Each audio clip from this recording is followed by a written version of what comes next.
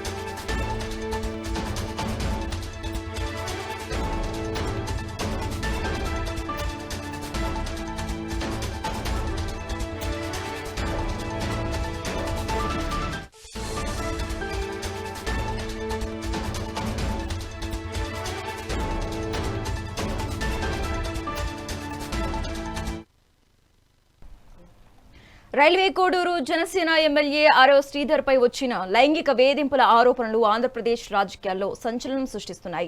ఈ వ్యవహారంపై జనసేన పార్టీ అధిష్టానం, రాష్ట్ర మహిళా కమిషన్ స్పందించాయి. ఓ మహిళా ఎమ్మెల్యే శ్రీధర్ పై సంచలన ఆరోపణలు చేశారు. టెలిగ్రామ్, ఫేస్బుక్ ద్వారా పరిచయం పెంచుకున్న ఎమ్మెల్యే తనను లైంగికంగా వేధించారని ఆమె పేర్కొన్నారు. బదిలీలు, ప్రమోషన్ల పేరుతో లొంగ తీసుకునే ప్రయత్నం చేశారని, చివరకు పెళ్లి చేసుకుంటానని నమ్మించి మోసం చేశారని ఆవేదన వ్యక్తం చేశారు. తన భర్తకు ఫోన్ చేసి విడాకులు తీసుకోవాలని ఒత్తిడి చేశారని, ఇందుకు సంబంధించిన వీడియోలు కావచ్చు, అలాగే చాటింగ్ కావచ్చు, ఆధారాలు తన వద్ద ఉన్నాయని బాధితురాలు మీడియా ముందు వెల్లడించడం జరిగింది. దీంతో ఈ ఘటనను తీవ్రంగా పరిగణించిన జనసేన పార్టీ నిజాలు తేల్చేందుకు 3 సభ్యులతో కూడిన విచారణ కమిటీని నియమించడం జరిగింది. టి శివశంకర్, తంబలపల్లి రమాదేవి, టీసీ వరుణులతో కూడిన ఈ కమిటీ 7 రోజులు నివేదిక సమర్పించాల్సి ఉంటుంది. విచారణ పూర్తయ్యే వరకు ఎమ్మెల్యే శ్రీధర్ను పార్టీ కార్యక్రమాలకు దూరంగా ఉండాలని అధిష్టానం ఆదేశించారు. మరోవైపు ఈ ఆరోపణలను ఎమ్మెల్యే శ్రీధర్ తోసిపుచ్చడం జరిగింది. తనపై జరుగుతున్నదంతా కుట్ర అని, డీప్ ఫేక్ టెక్నాలజీతో సృష్టించిన వీడియోల ద్వారా తన ప్రతిష్టతను దెబ్బతీస్తున్నాయని ఆరోపించారు.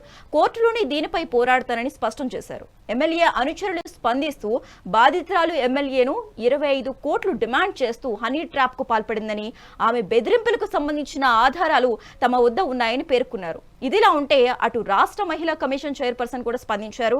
రాయపాటి శైలజ గారు ఈ విషయాన్ని సుమోటోగా స్వీకరించారు. సమగ్ర విచారణ జరిపి బాధితురాలికి న్యాయం చేస్తామని భరోసా ఇచ్చారు. ప్రస్తుతం ఈ వివాదం ఒక రాజకీయంగా చర్చనీయాంశమైంది.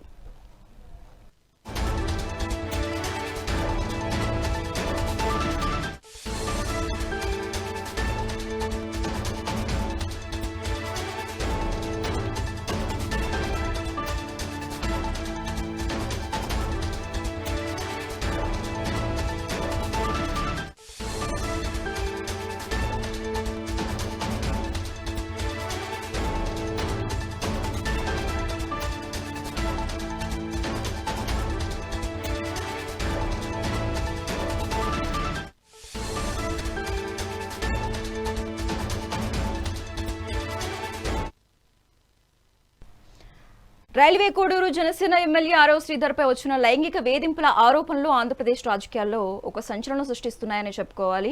ఈ వ్యవహారంపై జనసేన పార్టీ అధిష్టానం, రాష్ట్ర మహిళా కమిషన్ కూడా స్పందించాయి. ఇందాక ఎవరైతే బాధితురాలు ఉన్నారో ఆవిడ ప్రెస్ మీట్ పెట్టడం కూడా జరిగింది. ఇక ఇదే అంశానికి సంబంధించి మరింత సమాచారం అందించడానికి మా ప్రతినిధి మురళి లైవ్ ద్వారా అందిస్తారు. మురళి, చెప్పండి, ఈ ఎపిసోడ్ మొత్తాన్ని ఎలా చూడాలి? అసలు ఎవరి వెర్షన్ వాళ్ళు చెప్తున్నారు? ఇది ఎంతవరకు నిజం, ఎంతవరకు అబద్ధం? రైట్. Good evening Sasirekha. ఇవాళ ఆంధ్రప్రదేశ్ రాష్ట్ర రాజకీయాల్లోనూ ఇవాళ హాట్ టాపిక్ గా జరుగుతున్నటువంటి ఒక పరిస్థితి మనం చెప్పుకోవచ్చు. ఎందుకంటే ఢిల్లీ పెద్దలకు అత్యంత సన్నిహితంగా దగ్గరగా ఉన్నటువంటి పవన్ కళ్యాణ్ పైన గుడ్ ఇమేజ్ ఉంది. So good image clean chit ఉన్నటువంటి నేత పార్టీలో ఇలాంటి ఘటనలు జరగడం చాలా శోచనీయం. సో ఇలాంటి పరిస్థితుల్లో ప్రతి ఒక్క ఎమ్మెల్యేలు అప్రమత్తంగా ఉండాలి, ప్రజాప్రతినిధులు అందరూ కూడా అప్రమత్తంగా ఉండాలని 22వ తారీఖు ఈ నెల పవన్ కళ్యాణ్ ఆధ్వర్యంలో పార్టీ కూడా ఒక లేఖ పంపించినటువంటి ఒక పరిస్థితి. కరెక్ట్ గా ఈరోజు 28వ తారీఖు ఈ ఘటన, అంటే 27వ తారీఖు నిన్న ఈ ఘటన వెలుగులోకి చూడడం, ఇది కుట్రపూరిత కోణంగా ఉందా, లేదంటే ఏదైనా వాంటెడ్లీ హనీ ట్రాప్ లాంటిది ఏదైనా ట్రాప్ చేశారా? అంటే గతంలో ఇలాంటి ఘటనలు వైఎస్ఆర్సీపీకి సంబంధించినటువంటి పీరియడ్ లో కూడా జరిగినటువంటి ఒక పరిస్థితి మనం చెప్పుకోవచ్చు. ఎందుకంటే అప్పుడు గోరంట్ల మాధవ్ ఇష్యూలో కూడా అప్పుడు ఆయన ఎంపీగా ఉన్న సమయంలో కూడా ఇలాంటి ఘటనలు చోటు చేసుకుంది. కానీ రైల్వే కోడూరులో ఘటన ఈ చోటు చేసుకోవడం అంటే పంచాయతీ డిపార్ట్మెంట్ లో పనిచేస్తున్నటువంటి వీణ ఎవరైతే ఉన్నారో ఆ ఎంప్లాయీకి ఎమ్మెల్యేకి దాదాపు 24లో గెలిచిన తర్వాత, కూటమి ప్రభుత్వం అధికారంలోకి వచ్చిన తర్వాత పరిచయం ఏర్పడినటువంటి ఒక పరిస్థితి. సో పరిచయం కాస్త ఇంటర్నల్ గా మంచి రాపోర్ట్ మెయింటైన్ చేసుకున్నటువంటి సందర్భంలోనే అది ఎక్స్టర్నల్ అఫైర్స్ కి దారితీసింది అనేటువంటి ఆరోపణలు వ్యక్తమవుతున్నాయి. ఇలాంటి పరిస్థితుల్లో ఎమ్మెల్యే తల్లి ప్రమీల కూడా నిన్న కంప్లైంట్ చేసినటువంటి ఒక పరిస్థితి. అంటే జనవరి 7వ తారీఖే జరిగింది. ఇది ఇప్పుడు 1 or 2 days లో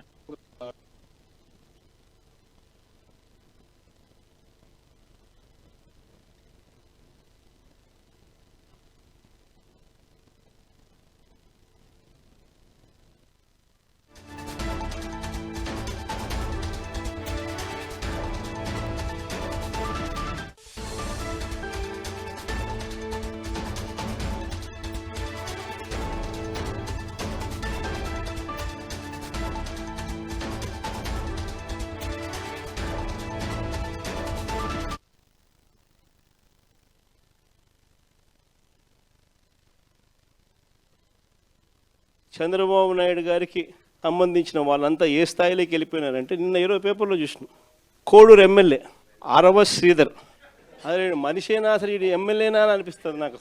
అసలు ఈ ఆరవ శ్రీధర్ అనేవాడు ప్రభుత్వ ఉద్యోగి అయిన ఒక అమ్మాయిని భయపెట్టి, బెదిరించి, రేపు చేసి, హెరాస్ చేసి, స్వయంగా ఆ అమ్మాయి తనకు జరిగిన అన్యాయాన్ని కూడా ఏకంగా సాక్ష్యాలు, ఆధారాలతో సహా బయట పెట్టింది.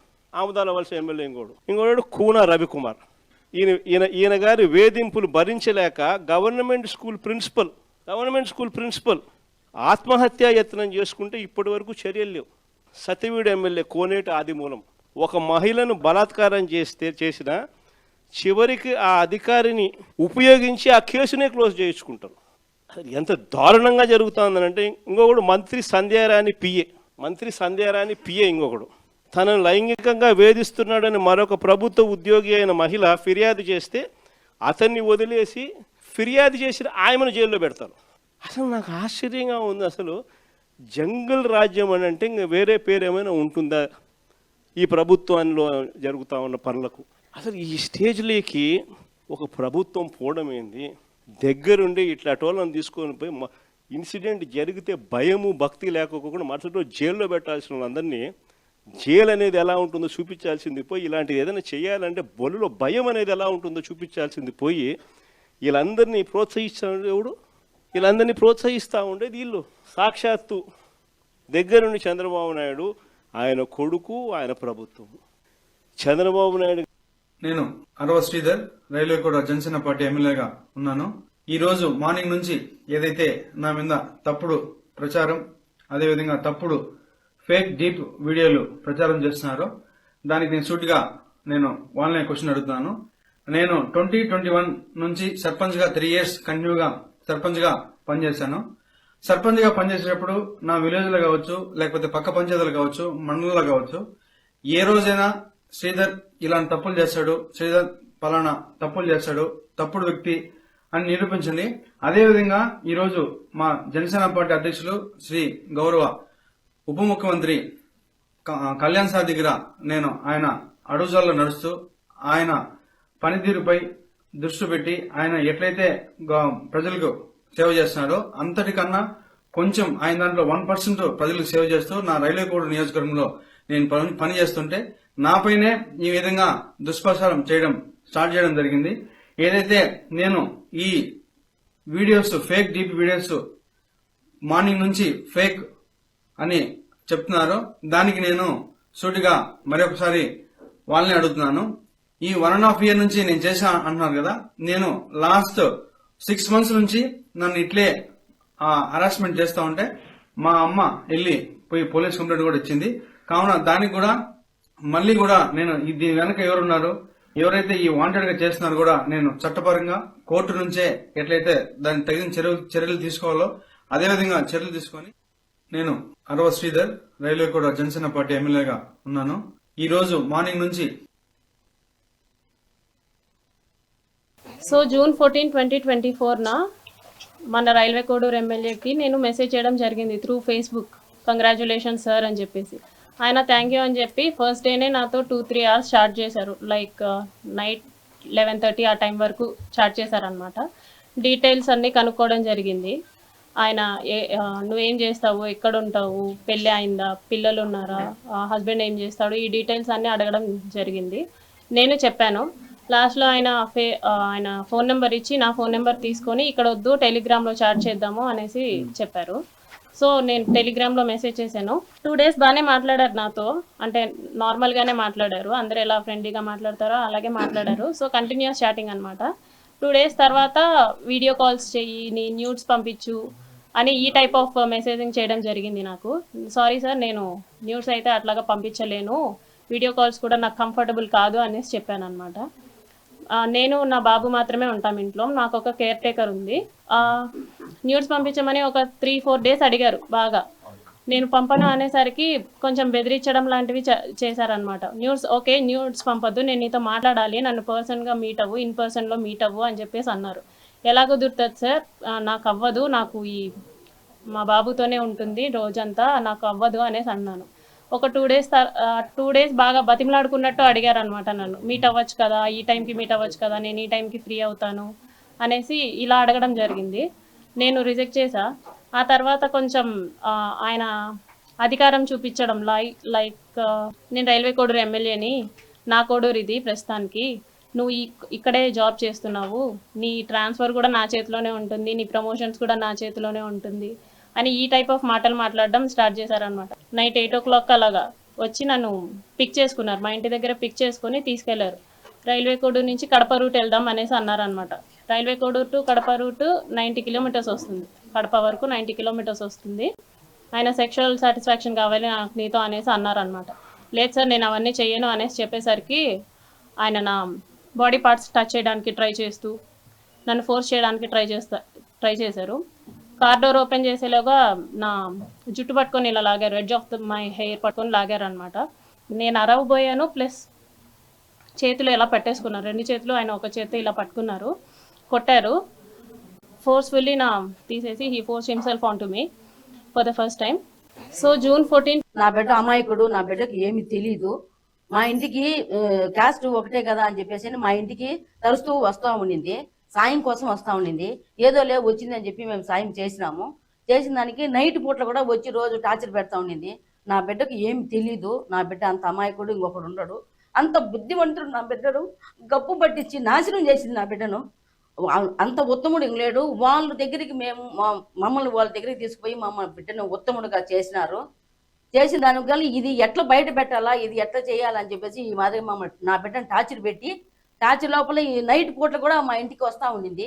వచ్చి గుళ్ళ దగ్గర ఉండి ఎక్కడంటే అక్కడికి పోయేది, నా బిడ్డను రమ్మని చెప్పేది, మాకు ఫోన్లు చేసేది, 1 గంటకు 2 గంటలకు 3 గంటలకు ఫోన్లు చేసేది, మమ్మల్ని ఎట్టంటే అటు టార్చర్ పెడతా ఉండింది. టార్చర్ పెడతా ఉంటే మేమేం చేసినాం, 2 గంటలప్పుడు వచ్చేసి ఫోన్ చేసి మమ్మల్ని నా బిడ్డను లేపు అని చెప్పని మాకు ఫోన్ చేసి చెప్పింది. చెప్పిన వెంటనే నేను పోలీస్ కంప్లైంట్ తీసుకుపోయి కోడూరులో రైల్వే కోడూరులో పోలీస్ కంప్లైంట్ ఇచ్చిన తర్వాత కూడా మాకు ఫోన్లు చేస్తాను, నిద్రలే, మాకు తెల్లవారులు నిద్రలే. రాత్రిలో ఎప్పుడు నిద్రలే, మేము ఎప్పుడు వస్తుందో ఎప్పుడు పోతుందో అని చెప్పి మేము వెయిట్ చేస్తూ ఉన్నాము. ఆ పాప కావాలని మమ్మల్ని మరి టార్చర్ పెట్టి వాళ్ళని ఎట్ట బయటికి తీయాలా, వీడికి ఎంత మంచి పేరు ఉండాది, ఈ మంచి పేరుని ఎట్ట తీసి బయట పెట్టాలా, వాళ్ళని ఎట్ట బయట పెట్టాలా అనే రకంతో మమ్మల్ని ఈ మాదిరిగా టార్చర్ పెట్టింది. అది ఒక అది చాలా అంతకంటే ఇంకా చాలా వరుస పోయాలని మేము ఆలోచన చేసినాము. కానీ మాకు కొంచెం వాళ్ళని చూసి మేము ఏం చేయలేక గమనం అయిపోయినాము. అది చాలా కాదు, ఎంతమంది అది అది మనిషి అసలు అది ఎట్లా పుట్టిందో ఎట్లా తెలీదో, దాని మొగుడికి దానికి బాగా సంబంధం ఉంది. అది లేదని టార్చర్ పెట్టి మా బిడ్డను అన్యాయం చేసేసింది. అన్యాయం చేసి బయటికి తీసి లాగాలా, ఇది ఎట్లా, దాని వెనకలు ఎవరుండారు, ఎవరు దీనికి మార్గం ఇస్తా ఉండారు తెలియడం లేదు. వైఎస్ఆర్సీపీ వాళ్ళు ఇస్తున్నారా, లేకపోతే బయట ఎవరన్నా ఉండి దాన్ని టార్చర్ పెడుతున్నారా, అది ఏమైంది తెలియకుండా నా బిడ్డను గప్పు పట్టించింది. వాళ్ళలో ఉంచి రైల్వే కోడూరు ఎమ్మెల్యే ఆర్ఓ శ్రీధర్ పై వచ్చిన ఆరోపణల నేపథ్యంలో ఎవరి వెర్షన్ వాళ్ళు చెప్పుకుంటున్నారు. ఇటు ఎమ్మెల్యే శ్రీధర్ కావచ్చు, అటు బాధితురాలు కావచ్చు, ఎవరి వెర్షన్ వాళ్ళు చెప్పుకుంటున్నారు. ఈ వివాదం రాజకీయంగా కూడా ఒక చర్చనీయాంశమైందని చెప్పుకోవాలి. ఇక ఇదే అంశానికి సంబంధించి మోర్ అప్డేట్స్ మా ప్రతినిధి మురళి లైవ్ ద్వారా అందిస్తారు. మురళి చెప్పండి, ఈ శ్రీధర్ వ్యవహారం ఏదైతే ఉందో ఎమ్మెల్యేది, ఎవరి వెర్షన్ వాళ్ళు చెప్పుకుంటున్నారు. ఒక రకంగా చెప్పాలంటే అధికార పార్టీలో ఉన్న ఎమ్మెల్యేపై ఇటువంటి ఆరోపణలు రావటం ఏపీ రాజకీయాల్లో ఒక సంచలనంగానే మారిందని చెప్పుకోవాలి. ఈ ఎపిసోడ్ మొత్తాన్ని ఎలా చూడాలి? రైట్, ఈ అంశం పైన కూడా జనసేన పార్టీ అధినేత పవన్ కళ్యాణ్ చాలా సీరియస్ గా స్పందిస్తున్నటువంటి పరిస్థితి. తక్షణం తన బాధ్యతల నుంచి కూడా, ఎమ్మెల్యే బాధ్యతల నుంచి కూడా పక్కకు పెడుతూ వారం పాటు పార్టీకి దూరంగా ఉండమని చెప్పారు. అలాగే త్రిసభ్య కమిటీని కూడా ఏర్పాటు చేశారు. దీనిపైన ఇమీడియట్ ఎంక్వైరీ చేసి ఎంత కఠిన శిక్ష విధించడానికి కూడా పార్టీ తరపు నుంచి కూడా సమగ్రమైనటువంటి సమాచారం తెలుసుకోవడానికే ప్రయత్నం చేస్తున్నారు. కానీ ఇది ఇప్పుడిప్పుడు ఆవిర్భవించింది అయితే కాదు. ఆరిజిన్ ఎక్కడి నుంచి ఒక 2-3 years గా జరుగుతున్నటువంటి ఒక పరిణామం. సో ఎప్పుడైతే వాళ్ళిద్దరికి మధ్య మ్యూచువల్ అండర్స్టాండింగ్ వచ్చినటువంటి పరిస్థితుల్లో ఇప్పుడు చెప్తున్నటువంటి వర్షన్ ఏమంటే, నన్ను లైంగికంగా దాడి చేశారు, లైంగికంగా నన్ను లోబర్చుకోవడానికి ప్రయత్నం చేశారు, నన్ను రైల్వే కోడూరు నుంచి కడప వెళ్లే మార్గంలో రాజంపేట దగ్గరికి వెళ్ళి ఒక నిర్మానుష్యమైనటువంటి ప్రదేశంలో తన పైన అత్యాచారానికి, బలాత్కారానికి, లైంగిక దాడికి పాల్పడ్డారనేటువంటి ఆరోపణలు చెప్తున్నటువంటి పరిస్థితి. సో ఒక గవర్నమెంట్ ఆఫీస్ లో పనిచేస్తున్నటువంటి ఒక అఫీషియల్ చెప్పినటువంటి నేపథ్యంలో సో దీనిపైన జనవరి 7వ తారీఖును కూడా స్థానికంగా ఉన్నటువంటి పోలీస్ స్టేషన్ లో వెళ్లి ఫిర్యాదు చేశారు ఎమ్మెల్యే తల్లి ప్రమీల. సో 25 కోట్ల మేర డిమాండ్ చేస్తున్నటువంటి ఒక పరిస్థితి ఉంది. సో మా అబ్బాయి చాలా మంచి వ్యక్తి, మంచి పాపులర్ గా ఉన్నటువంటి నేపథ్యంలో బురద జల్లడానికి ప్రయత్నం చేస్తున్నారు, తక్షణం దీనిపైన చర్యలు తీసుకోవాలని కూడా పోలీస్ యంత్రాంగాన్ని కోరినటువంటి ఒక పరిస్థితి. సో ఆకస్మికంగా నిన్న పొద్దుటి నుంచి కూడా ఇది మీడియాను అప్రోచ్ అయ్యి ఆమె ఒక ఎదుగుతున్న నాయకుడిని దెబ్బతీసే కుట్ర అనుకోవచ్చా? ఎందుకంటే ఈ వివాదం వెనుక వైసీపీ హస్తం ఉందని జనసేన ఆరోపిస్తుంది. దీనిపై ఏం చెప్తారు? అంటే ఆబ్వియస్ గా ఒకరిపైన ఒకరు నిందారోపణలు వేసుకోవడానికి ఇది సరైనటువంటి రాజకీయ చదరంగంలో జరుగుతున్నటువంటి పరిణామాల నేపథ్యంలో గతంలో గోరంట్ల మాధవ్ ద్వారా జరిగినటువంటి ఇలాంటి వ్యవహారాలు కూడా ఇప్పుడు ఇది అడ్వాంటేజ్ గా వైఎస్ఆర్సీపీకి మారినటువంటి ఒక పరిస్థితి. సో సత్యవేడు నియోజకవర్గం, చిత్తూరు జిల్లా సత్యవేడు నియోజకవర్గంలో కూడా ఆదిమూలం తెలుగుదేశం పార్టీ ఎమ్మెల్యే కూడా ఇలాంటి వీడియోసే బయటకు వచ్చినటువంటి ఒక పరిస్థితి.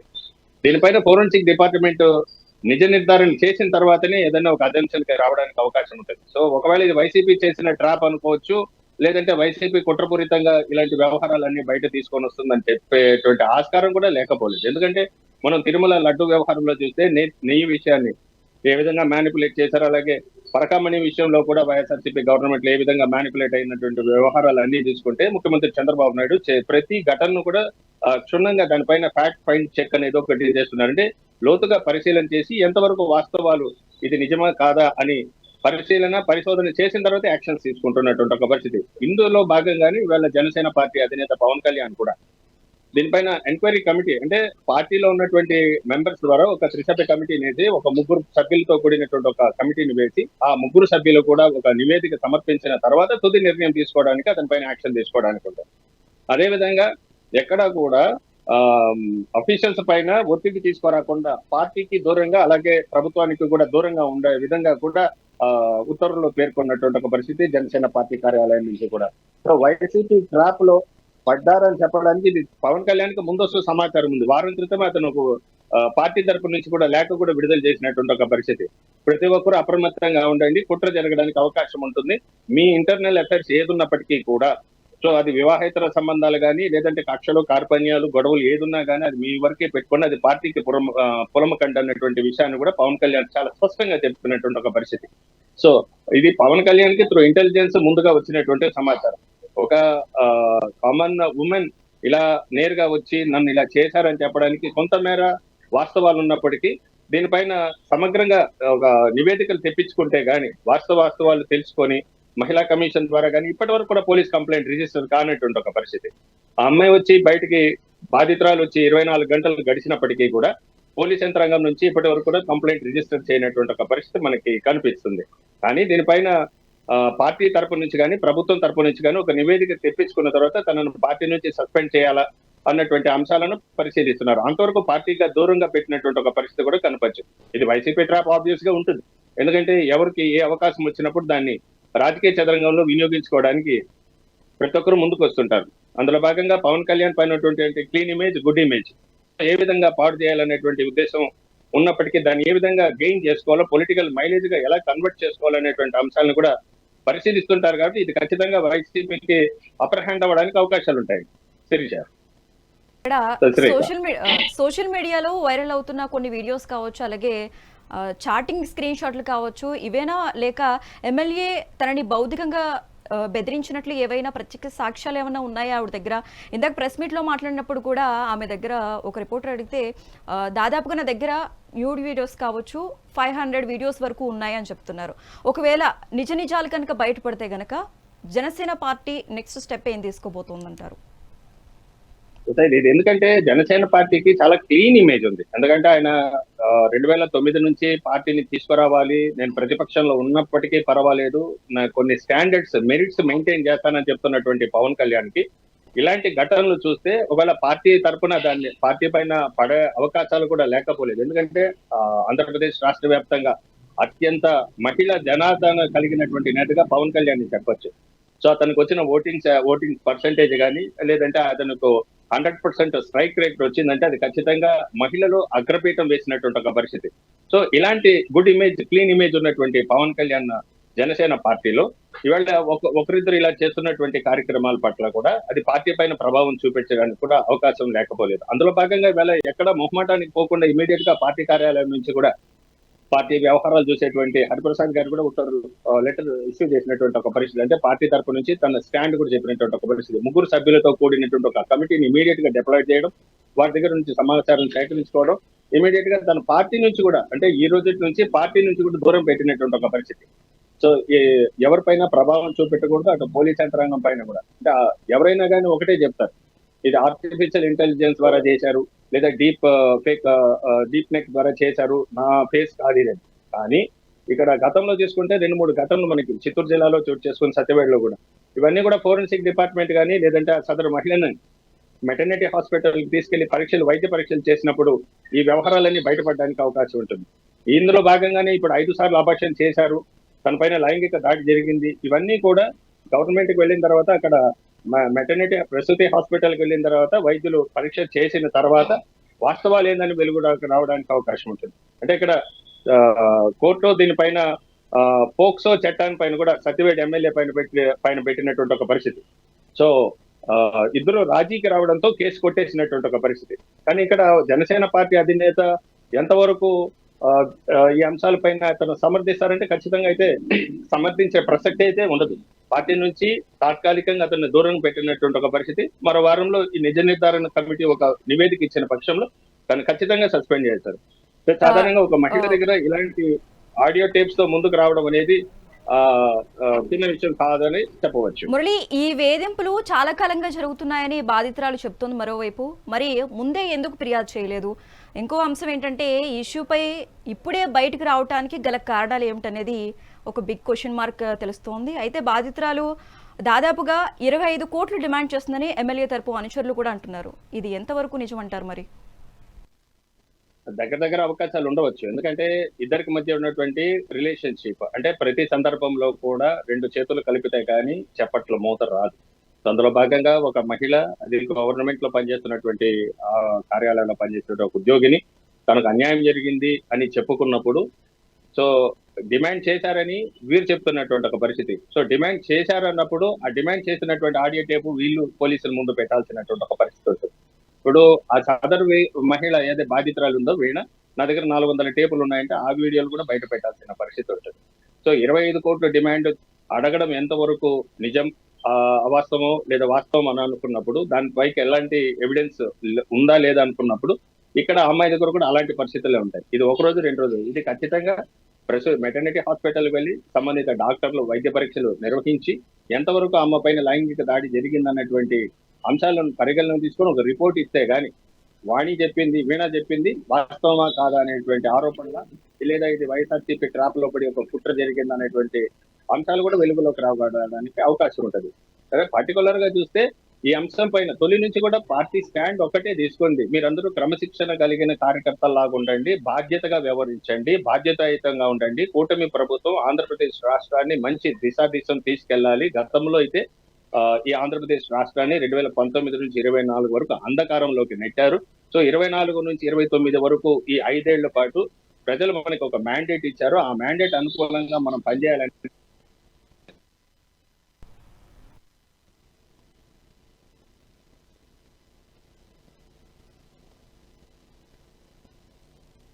Thanks for the updates Murali.